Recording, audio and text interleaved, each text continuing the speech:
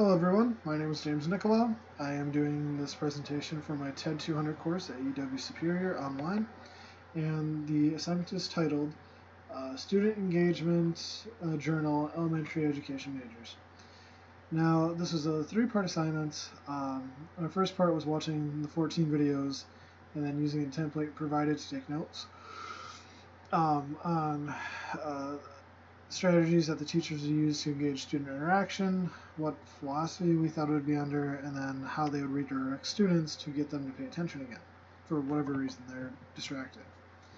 The second portion was to take all the information and put it in a big list, and that's what I have up on my screen right now, and I'm actually going to be referring to that a lot in this video, so bear with me. If I'm looking off, it's because I'm looking at my other screen.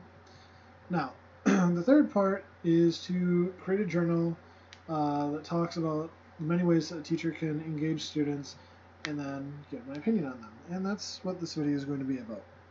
So, the main philosophies that I noticed in this series of 14 videos was essentialism and progressivism. Wow.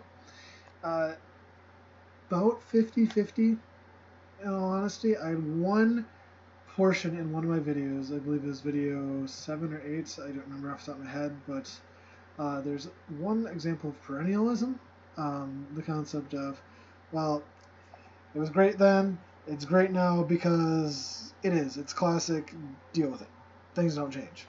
So I had one of those, and on my criteria ranking of my observations, I went from level engagement to high, medium, and low, and that was definitely on the low end. Regardless, a lot of the strategies I saw could be overlapped a little bit, so I'm going to paraphrase a lot of them and kind of clump them together. I have the list submitted elsewhere if need be, but one of the biggest strategies I saw was you would have your essentialism and your progressivism, which has its pros and cons to each, and with the essentialism concept of starting a instruction or leading an instruction. It could be generally the teacher is either reading off PowerPoints out of a book, or they have their lesson plan written down and they're the one leading the instruction. Now, it can be effective, especially when you're teaching new things. But if this is something that these students have gone over, it's going to be hard to keep them engaged. If it's new information, it'll be a little bit easier to keep them engaged because you're pumping out new information. They want to intake that information. But beyond that, it's, I'd say, low to moderate level, depending on the criteria. If it's information they've gone over before, you're not going to have very motivated students. They're going to be thinking about other things. Now, on the progressivism side of things, one of the things that I really liked is having the students lead the discussion. Now, the teacher may chime in and throw in a prompt or, maybe provide some inputs or kind of maybe steer the conversation if it starts to get a little too off track.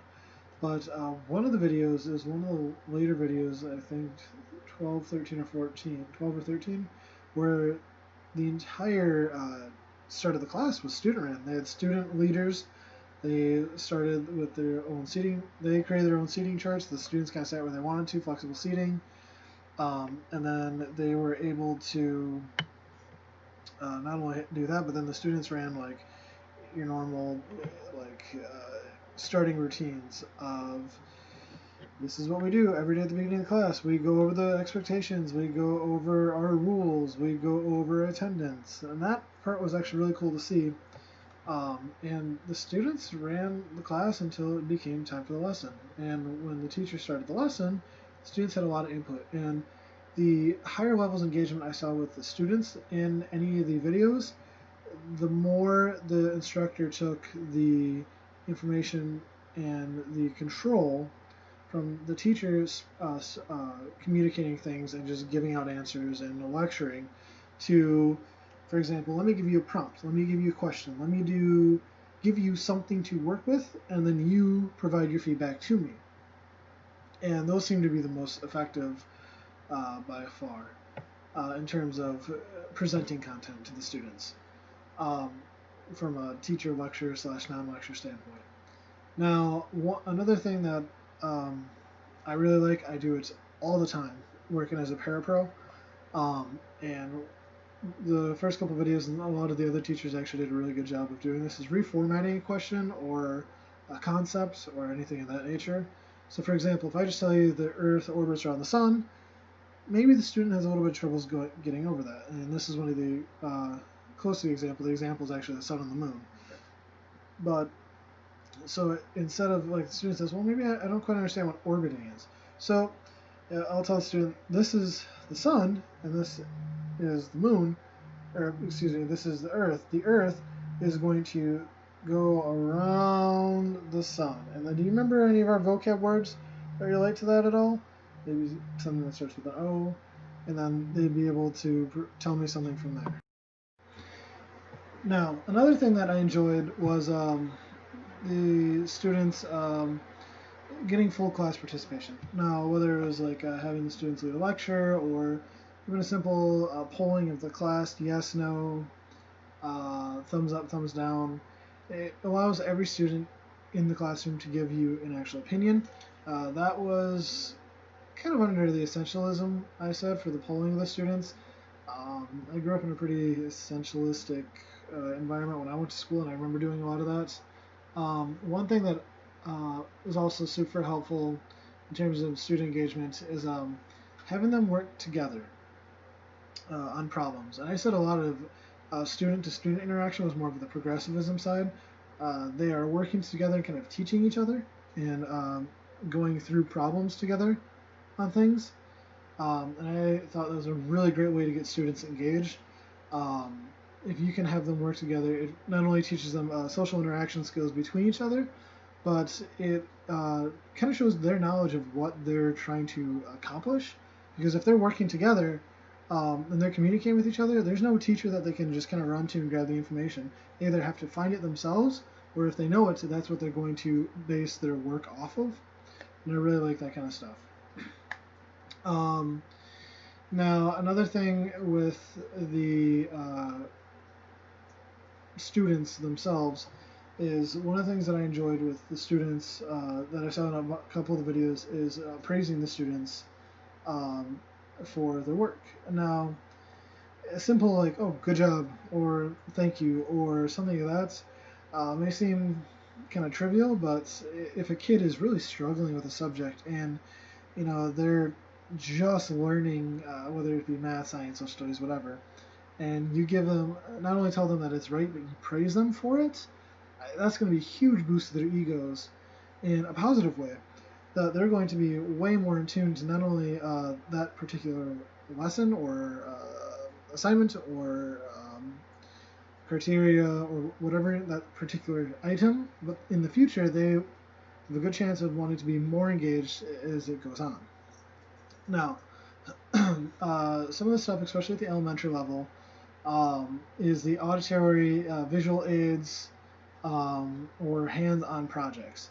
Now, when you get to the older ages, those kind of projects change, but especially in the elementary levels, whether it's drawing or coloring or making something or just physically holding on to an object in your hand, that is huge for these students. To be able to physically have something tangible that they can play with, look at, maneuver, and manipulate as they please for their understanding. They were these little eardrum cups with a piece of aluminum foil over top, and you'd have a bean on it, and it sounded like an eardrum. Or in the music classes, especially, super easy. The teacher had a ton of singing involved. Most of his speaking was singing in rhythm and pitch, and being able to have the students replicate that as well. Or there was a Venn diagram the students were able to hold. Something that they can physically hold and or see or do is huge for these students to be able to kind of put two and two together. Okay, this concept goes with this item, put them together. Okay, makes sense, I can relate to that. And the teachers relating things to not only their personal lives but the everyday world is a great way for students to have that same interaction of, Okay, well, this is kind of the size of a baseball, so this is kind of small. Or, hmm, well, the teacher was actually telling me a story about him where they went out to reefs and went scuba diving to check them out. So he knows if they're really soft and comfortable or really hard and rough coral reefs. And doing that kind of stuff allows to increase the student and teacher interaction, their relationship with that, but it also kind of gives a sense of like, this is the real world application of whatever I'm talking about, and then this is what we are talking about, put them together. It allows them to kind of pick up on that thing. Now, just going down the list real quick. Um, One of the other things that goes back to the doing things where students can participate in the projects. One thing that I've never seen, and I thought was really cool, is the music teacher was using not only rhythm but tone and pitch while reading a story to these students. And when he was reading the story, you could see the students kind of like bobbing their heads or kind of moving around with the rhythm, with the words, and they're kind of saying the words themselves in the rhythm and the tone and the pitch. So not only they work on the reading skills and whatnot, but they're also working on their rhythmic and musical skills. Killing two birds with one stone is always an awesome opportunity for these students. Now, um, going into the moderate category of things, moderate, I mean, they're better than nothing. It's a good attempt, but there are maybe better ways of doing stuff. Now, there was a little bit more essentialism, progressivism, and that is overall kind of balanced still. But essentialism is, this is how we've always kind of done it things, so we're going to continue to do it this way. Nope, sorry, that's perennialism. Essentialism is more of these are the bare bones basics that every person should know. And when you do that, you're supposed to like teach manners and behavior and like the core subjects of math, reading, writing, science, the very core structure level learning stuff that we've known for generations and generations. That is like your essentialism. It's supposed to be the essential items that you need to succeed in the real world. So that's the proper definition. I apologize for going in perennialism again. And the progressivism is kind of going away from that and finding ways to engage student thought process and student learning by having them be more involved in the classroom and the teacher less involved, so the students more teach themselves. I mean, obviously, the teachers are there to help, but the teachers are going to do more with uh, allowing the students to take the reins and teach themselves. Um, the more that students can do themselves, the more that they can explain it themselves and do the work themselves, the more they're going to learn from something instead of just listening to someone or watch someone drone on for who knows how long for a lecture.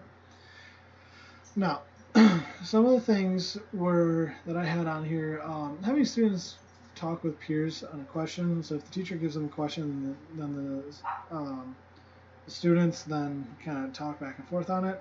You get some engagement. If you have the students that actually want to try, they will definitely engage more than the others are like, I don't know. All right, we're gonna make something up. Yep, cool, and go with that. So it can work well, and there's opportunity for it maybe not to work as well, especially if the students are shy, or maybe they don't. This student doesn't like this student or something. It may not work the best. That's kind of sort of progressivism, sort of essentialism. It's kind of a blend, and a lot of these are a lot more of a blend. But I just threw them in one category or the other that I thought was strongest. Um, One thing that I also thought is asking students what they've learned so far. Can I ask them a little bit of questions on where we're at so far? It allows the students to kind of think back on what they've learned, but it also kind of limits them a little bit in the concept of, again, the social skills. If they're not there, this is not going to be as effective. Uh, Now, another thing that is good, but maybe could use some improvements. Um, it's more or less a lot to do with like how much a student is willing to be social. And it's kind of the issue with a lot of these is asking students for terms definitions or instructor prompting students with incorrect answers. The students will state the correct answer. These are some of the things that we're seeing. A lot of these things, it's requesting student feedback from teacher to student, and student to teacher, excuse me. So it can work if you have the students that are definitely more social or more comfortable. You will definitely get good response out of them. The ones that maybe aren't as much or unmotivated, they might bite on the idea, they might not. So it's kind of a gamble in that aspect. One thing that I saw is, especially with the preschool stuff, I don't have a whole lot of experience in the preschool stuff. I work with middle schoolers. Is that they're sitting in small circles right next to the teacher. And I thought it was kind of cool because it makes it more personable between the teacher and the student, but doesn't necessarily going to have more engagement. You might feel a little more compelled to do something a little more if everyone's all that close and you're that close to the teacher. But it's not like a great way of like pulling you in uh, for engaging. It's kind of like, hey, if you want to, I kind of recommend it. Um, Now, there were some things that I didn't really feel would be very helpful in terms of student engagement. Some of the things are just asking student questions. Um, you know, they could default, well, I don't know, or they can throw it right or wrong answer, and it doesn't seem to really matter. Now, you could make this a lot better by, if they get the wrong answer, kind of help them through it to find the right answer, or elaborate on why they're wrong. Some of the questions that were being asked and the students were responding, it's like, oh, you're wrong, wrong, next. That kind of is a defeating feeling as a student. Been there, done that. And even as an adult, if you're wrong, you kind of just want to sit there and don't want to say anything for the rest of the time. So, not my favorite way of doing things. Um, Calling on random students for answers kind of goes with this. Maybe they're paying attention, maybe they weren't, maybe it's something they're good at, maybe there's something they're not, maybe they're social, maybe they're not. Too many factors taken in. And then the perennialism. This is the only perennialism I found to be like glaringly obvious, relating to how things in the past are lessons of how things work today. It was in terms of the Revolutionary War versus war now, comparing soldiers' lives and what they were doing to now. Well, it's going to be the same because war is war. No, not quite. I was an Army veteran. I can't speak on behalf of the Civil War, but I can definitely say, as a U.S. veteran, that Army veteran, that life is a lot different than it was back then. Um, so the statement was incorrect, but that kind of philosophy of, well, if it worked how many hundreds of years ago, it's going to work now. The world's changed too much. Um, that's not a great way of thinking. I don't like perennialism very much. There are certain things that you consider classics, and yeah, okay, I can agree to that, but the overall philosophy, not my cup of tea. Another one is a teacher walking around the room listening to discussions.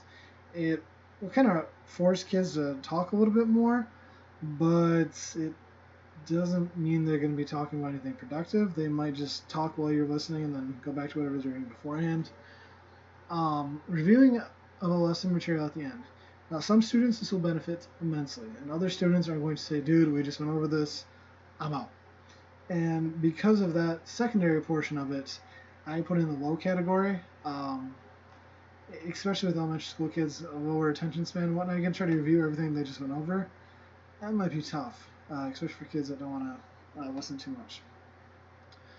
Now, that is me going over my list of the different ways that students can engage, or excuse me, teachers can engage students in the classroom. Overall, it seems that the progressivism has a lot of great ways of student engagement.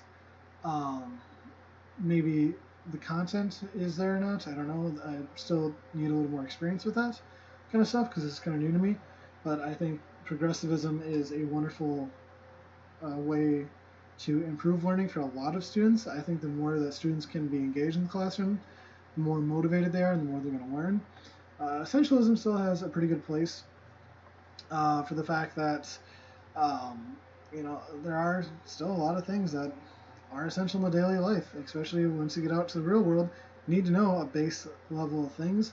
So essentialism is probably going to stay around for a while, and I think it has its merits. Some of the things are pretty antiquated, and there's a lot of better ways of doing it now. We know that, but it still has its place. Perennialism, as I said, not my favorite cup of tea. And our other two things that we have reviewed, and this is back in week 2, I believe, the existential philosophy and the critical theory philosophy. Um, didn't really see a whole lot of that in these instruction-led classes. Um, but these are the concept of like social rights, or everyone has their own destiny. It's for you to make it. I did see a whole lot of that, and maybe that's just that age range. But overall, not really present. So if I had to rank it, I would say progressivism, essentialism, and then perennialism is what, and what I saw, and the other two are to be determined. I didn't have any data on that.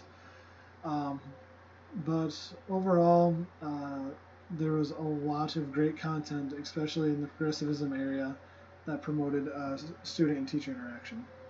So, thank you very much for listening to me ramble on for the last 20 minutes. Um, and have a wonderful day.